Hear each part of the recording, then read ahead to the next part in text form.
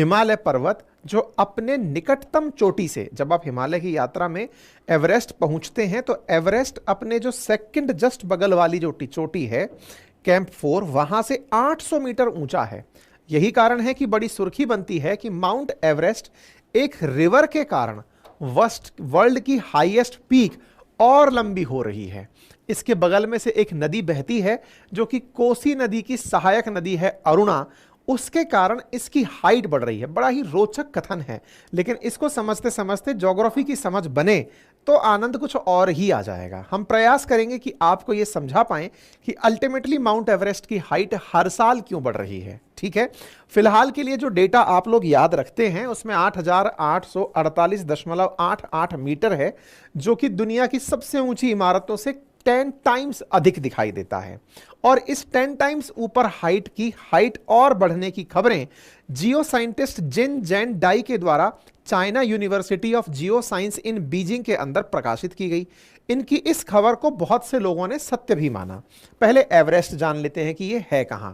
मेरे प्यारे साथियों, भारत हिमालय के चलते चाइना से बढ़िया बॉर्डर बना के रखता है, लेकिन इसी हिमालय पर हिमालयन देश है एक जिसका नाम है नेपाल।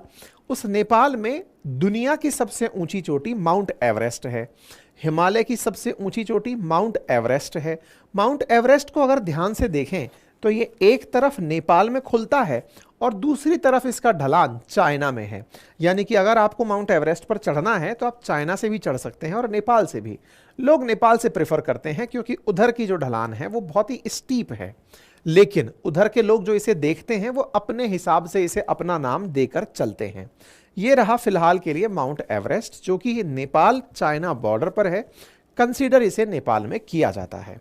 दूर से देखते हैं तो एक बहुत ही पर्वतों के मतलब बादलों में खोई हुई एक चोटी के रूप में यह नजर आता है, लेकिन जब इसके नजदीक पहुंचते हैं तो वहां से आसपास का जो दृश्य दिखता है, देखकर सही मायने में यह लगता है कि यहां पर पहुंचा हुआ व्यक्ति यही कहता होगा कि आज मैं ऊपर आसमान नीचे, क्योंकि यहां पर हर चोटी ऐसी लगती है जैसे बादलों से बनी हो। हर तरफ जहां तहां आप देखें बर्फ से ढकी हुई चोटियां दिखाई देती हैं। माउंट एवरेस्ट की चोटी पर पहुंचना पर्वतारोहियों के लिए एक ड्रीम होता है। दुनिया की सबसे ऊंची चोटी तक पहुंचना निश्चित ही बहुत लोगों के लिए बहुत मायने रखता है। ऐसे में माउंट एवरेस्ट के साथ निकलने वाली जो नदियां हैं, क्योंकि एवरेस्ट पर बर्फ है और बर्फ के पिघलने से यानी ग्लेशियर्स के पिघलने से नदियों में पानी आता है, और उन्हीं नदियों के चलते नेचर पोर्टफोलियो में और काठमांडू पोस्ट में यह बात लिखी गई कि रिवर सिस्टम जो मर्जर हुआ उसी ने माउंट एवरेस्ट की हाइट को बढ़ा दिया है। माना जाता है कि माउंट एवरेस्ट हर साल 0.16 से लेकर 0.55 mm बढ़ता होगा, लेकिन आज के आंकड़े बताते हैं कि यह ऐसा नहीं, यह हर साल 2 mm ऊंचा हो जाता है।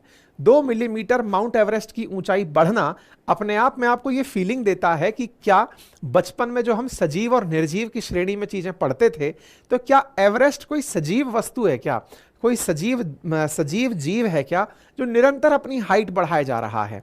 और निश्चित ही आप ये पाएंगे कि इसकी हाइट को बढ़ने में आज भी टेक्टोनिक एक्टिविटीज निरंतर जारी हैं।